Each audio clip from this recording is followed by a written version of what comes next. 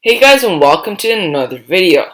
In this video we're going to be talking about Unity microgames, especially Unity FPS microgames, which is a first-person shooter game.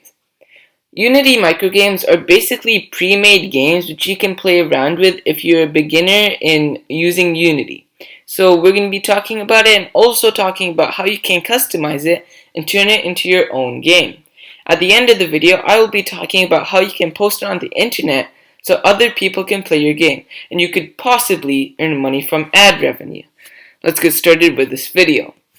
So this is what the game looks like as soon as you get it off of Unity Hub. So to get it, you just have to go click this Learn tab, and it should be around this area, and it will be FPS microgame. That's what it's called. Just click it, click Open Project, and it will open up in Unity. So I've got it open right here. Now I haven't done anything to it, and I'm going to hit the play button and see what the game looks like right now.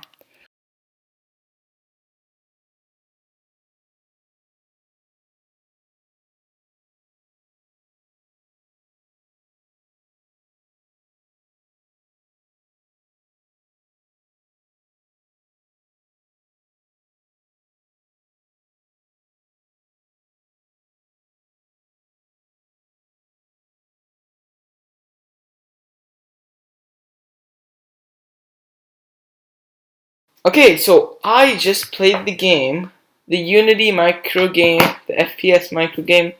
I just played it, I just beat it. It's very short, as you can tell. So I'm going to exit play mode, and let's just check it out, There are a ton of things we can change about this game, and let's start off with all of these rooms, okay? So I'm going to zoom out for a second, and there isn't really much to this game. There are a few rooms over here, and a few rooms over here. No, this is actually just one big room. But there isn't much rooms. It's a pretty short level. So let's make it bigger.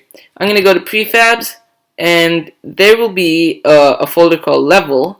We're going to open that up, and then we're going to go to rooms. And we have been given 4 options of rooms that are already made. We don't even have to make them ourselves, which is good. So I'm just going to place it right here. And currently, there's a door here, but it is way bigger than the door right here. So we're going to rotate this 90 degrees. 180 degrees. Math skills. And now what we're going to do is lower it down. No, never mind. And we're going to try and align it.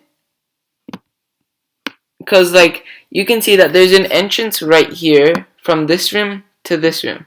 So what we're going to try and do is align the 2 entrances together. Bring it closer.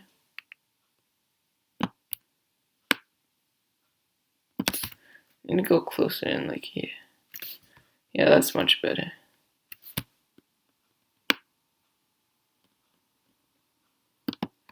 Honestly, I think that's good enough.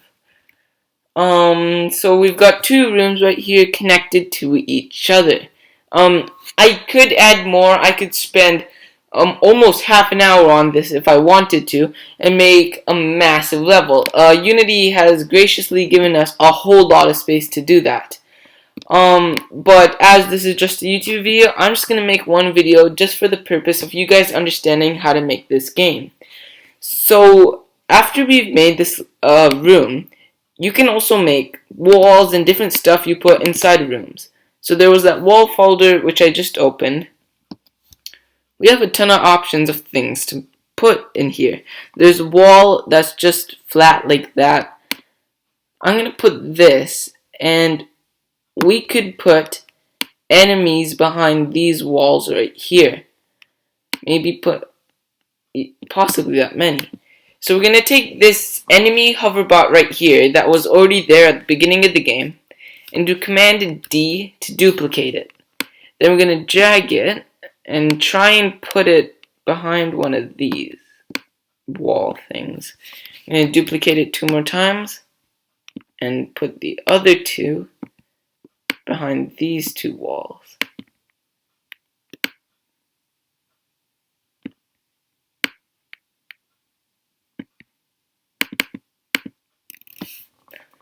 Now, each of these we can change them in whatever way we want. We can change the sounds they make. We can change their health. We can change how their health bar looks. We can change how they look. We basically have full control over these different enemies. So, it's our game anyways, so of course we do. So let's try and play the game right now, even though we have basically added nothing. Now, one thing you should note, the thing is, these enemies right here, they don't really know how to move around. They have eyes when you look at them, but that's just the people who made the enemies just put eyes on them. They can't actually see. The way, like right now, I created these obstacles, and if I hit play, these enemies will just start bumping around and hitting everything, and they won't exactly be able to move properly.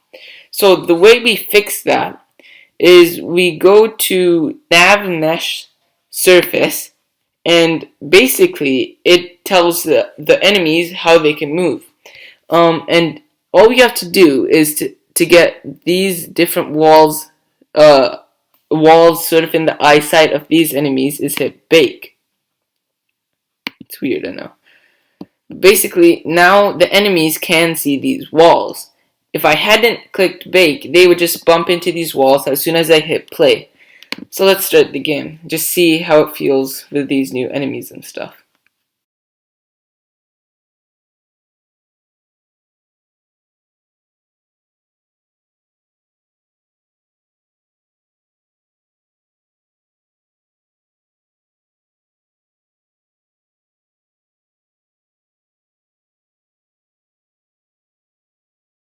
So, okay, of course I'm not going to make it too long, and I'm actually going to make another video where I make this game into a more personal game and I work on it for quite a while. I'll be talking to you guys about what I did. Here's a quick snapshot of what it looks like.